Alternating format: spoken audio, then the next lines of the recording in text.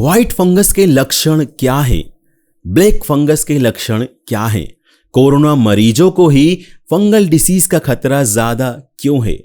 इनसे बचने के लिए क्या करना चाहिए? क्या इंडस्ट्रियल ऑक्सीजन यूज करने से देश में फंगल इन्फेक्शन फैल रहा है? ब्लैक फंगस और व्हाइट फंगस में कौन ज्यादा खतरनाक होता है? क्या येलो फंगस भी बहुत खतरनाक होता है? इन सारे सवालों के जवाब देंगे हमारे आज के इस वीडियो में। कैंडिडा नाम के फंगस से होने वाले फंगल इन्फेक्शन को कैंडियासिस यानी कि व्हाइट फंगल कहते हैं। यह आमतौर पर स्किन और शरीर के अंदर जैसे मुंह, गले, वजाइना में बिना कोई समस्या पैदा किए पाए जाते हैं। जब ये बहुत तेजी से फैलना शुरू हो जाते हैं या शरीर के इंटरनल ऑर्गन्स जैसे किडनी, हार्ट और ब्रेन में पहुंच जाते हैं, तब ये घातक रूप ले लेते हैं।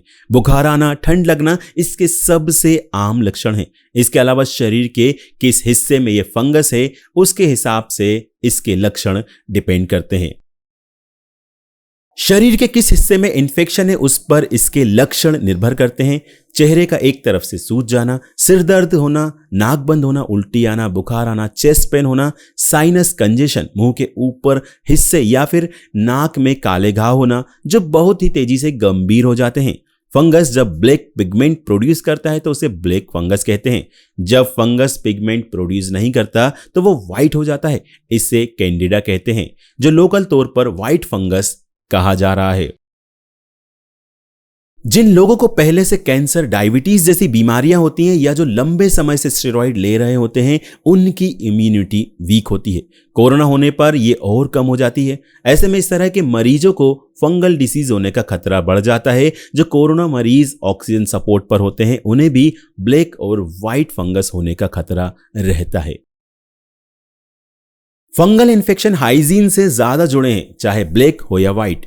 ब्लैक फंगस से बचने के लिए डॉक्टर कंस्ट्रक्शन साइट से दूर रहने, डस्ट वाले एरिया में नहीं जाने, गार्डनिंग या फिर खेती करते वक्त फुल स्लीव से ग्लव्स पहनने, मास्क पहनने, उन जगहों पर जाने की और बचने की सलाह देते हैं जहां पानी का लीकेज हो, जहां ड्रेनेज का पानी इकट्ठा होता हो। इसी तरह व्हाइट फंगस ज्यादातर उन्हें होता है जो लंबे समय तक अस्पताल में भर्ती रहते हैं। इस दौरान अगर हाइजीन का ख्याल नहीं रखा जाता है तो इस फंगस के इंटरनल बॉडी पार्ट में जाने का खतरा रहता है। इससे बचने के लिए जो मरीज ऑक्सीजन या वेंटिलेटर पर हैं उन्हें ऑक्सीजन या वेंटिलेटर उपकरण, विशेषकर ट्यूब आदि, उनके जीवाणु मुक्त होना चाहिए। ऑक्सीजन सिलेंडर, ह्यूमिडिफायर में स्टेरलाइज वाटर का प्रयोग करना चाहिए जो ऑक्सीजन मरीज के फेफड़े में जाए वह फंगस से मुक्त हो।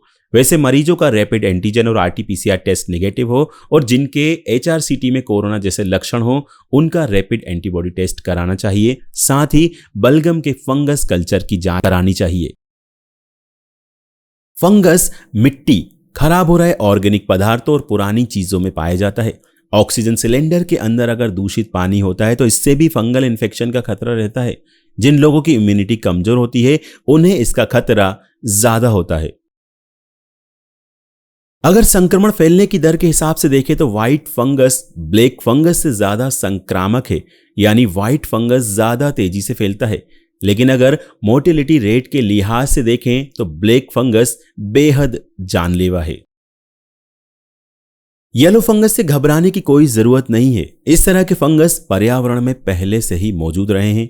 इससे जान का खतरा भी नहीं होता है। व्हाइट, येलो या अन्य तरह के फंगस का कोई खास नुकसान नहीं होता है। ये पहले भी होते आए हैं।